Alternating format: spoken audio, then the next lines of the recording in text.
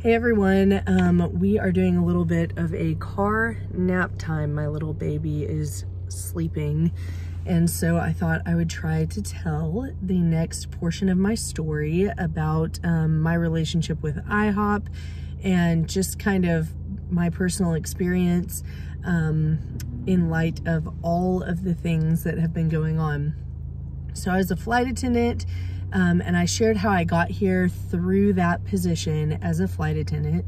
I had been here maybe a year and a half or so, maybe 2 years, or coming up on 2 years, and my base was closing down. So they offered to move me back home to Texas free of charge, to be in the same city with my family. But at the time, I really felt like after having invested nearly 2 years into my church community, which was Forerunner Church, associated with the International House of Prayer, and they act like it's completely different entities. That's another thing that might come up during all of this stuff is, you know, they've created different entities to separate Forerunner Church and the International House of Prayer, and then Mike Bickle has his own Friends of the Bridegroom ministry. But the fact of the matter is,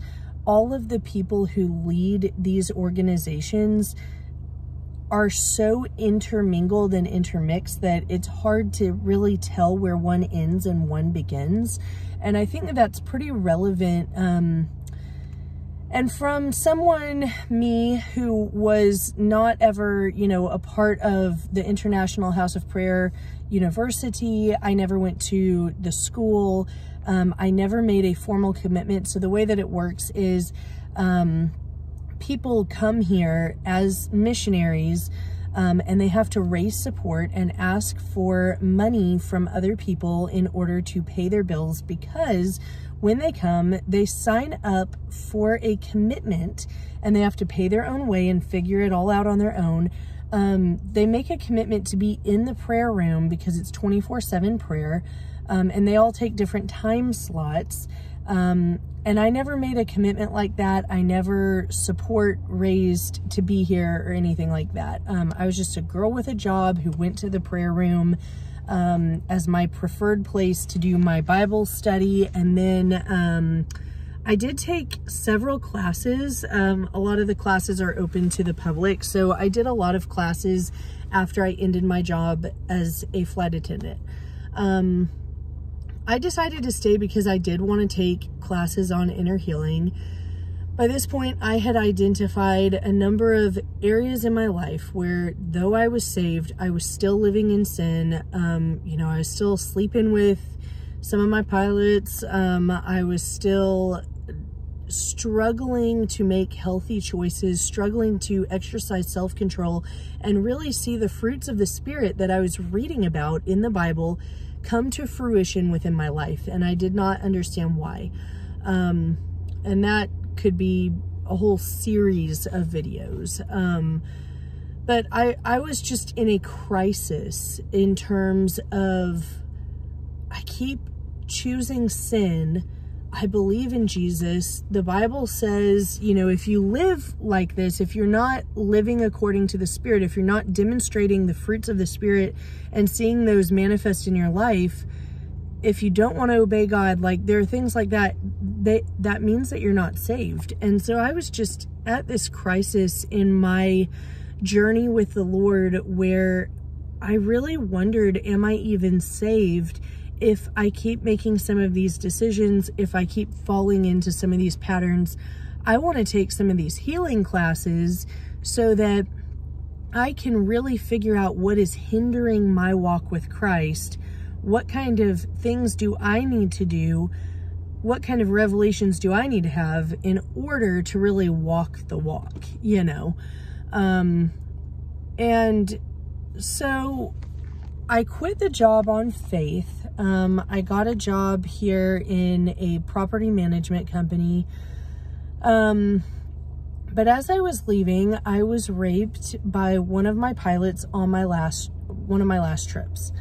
I came forward to the IHOP community and I wrote the pastoral support department and asked them, could anyone help me?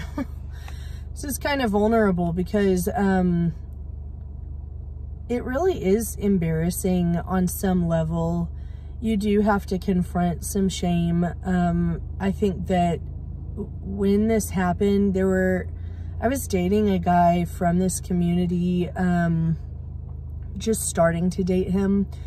And whenever I told him, hey, I need you to know, because I don't want this to come up in a year or two, I need you to know that I was raped by my pilot. He told me he was disgusted with me, that he could not believe I would put myself in that situation. And granted, I do take responsibility. I did make a number of decisions that led to me being taken advantage of. I don't think that I deserve to be raped, though. I don't think just because I made bad decisions and went into his room, I don't think I deserve to be taken advantage of.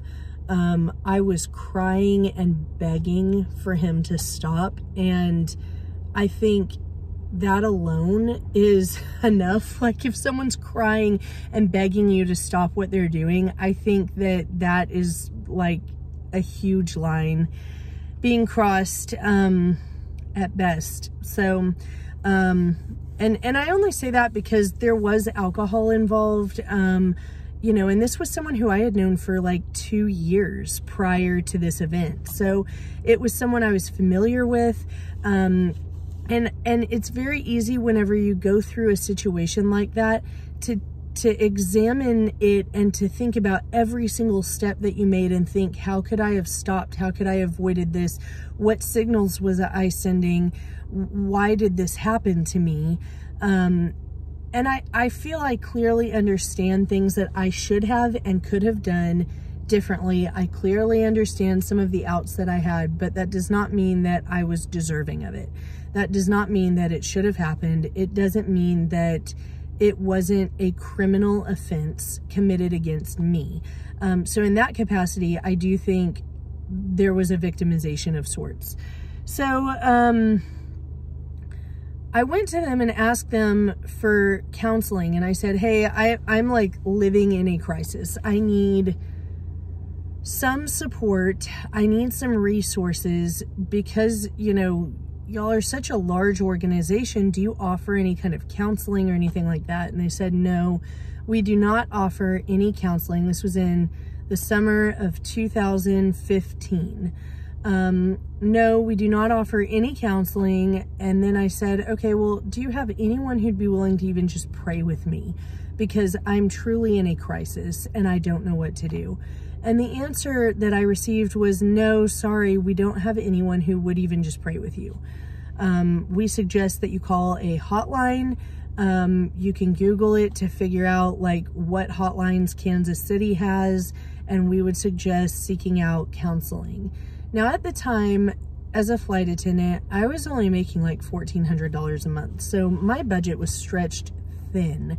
My big treat every month was getting a $5 coffee at Starbucks, if that tells you anything. Like, money was extremely tight. So to go out and find a counselor that started, you know, rate-wise at $125 per hour was just out of the question for me.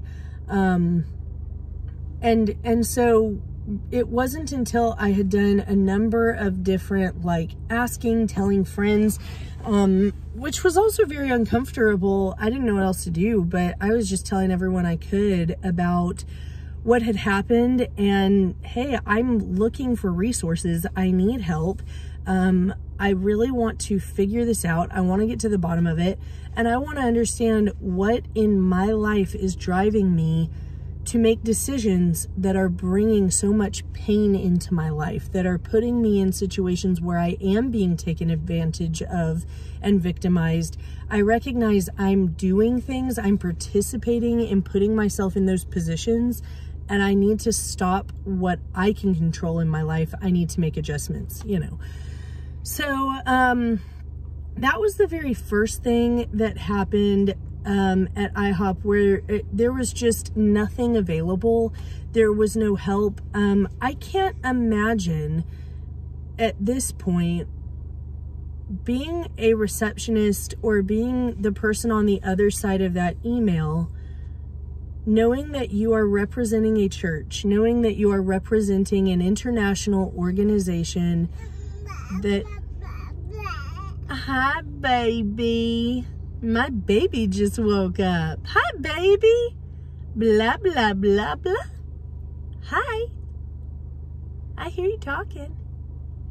So I'll wrap it up. But I can't imagine being on the other side of that email and getting this woman or even a man, you know, anyone writing you saying that this has happened to them. I just want someone to pray with. And even if you didn't have those resources, I can't imagine not saying, can you call, do you have time for a call? I'll pray with you. I'll take 10, 15 minutes to pray for you. I'll Google the number to a hotline and, you know, vet them and make sure that they're a safe place. Because I really wanted to receive the help from Christians and from people who had my shared value system. And I did not want, because I think in my mind, I was just thinking, well, if I go to some state-run or city-run resource, I might be getting some secular advice that I don't particularly want, that wouldn't be helpful. I would like to receive advice regarding this. We're going home, baby.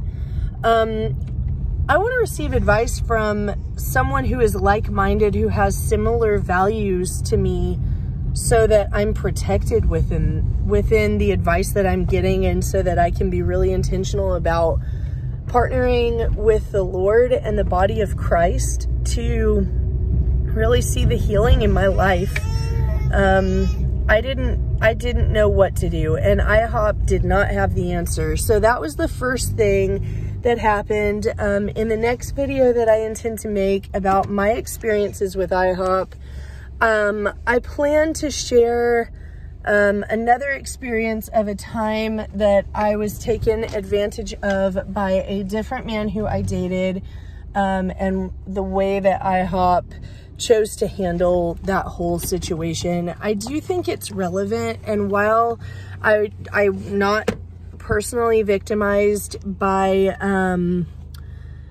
the church, I do think that I am the victim of like mishandling. And I think my story is just one of many, many stories out there. I have something on my nose. Who knows at this point? I've been thrown up on several times today. So I do think if this is my experience and I am so far out on the fringes of this organization, it really causes me to question, you know, what have other people gone through, and what does this look like for them? And I think it brings a lot of credence and credibility. Maybe that's the same word. I don't know. I think it brings a lot of credibility to some of the allegations and the stories. And if nothing else, I think that it is a confirmation that on a fundamental level, there are some things that need to be addressed and changed within the structure, within the leadership, within the organization of this so-called ministry, because of the way they have handled situations, at least in my life, and from what I've read, many others, where people come to them for help because it is a Christian organization, and they are turned away, they are mishandled, or they are injured even more than whenever they started. And that is not the role of the church. That's not within God's heart. So stay tuned. I'm going to share the rest of the story, and I'm going to get my baby out of the car. You want to go home and see our doggies? She does.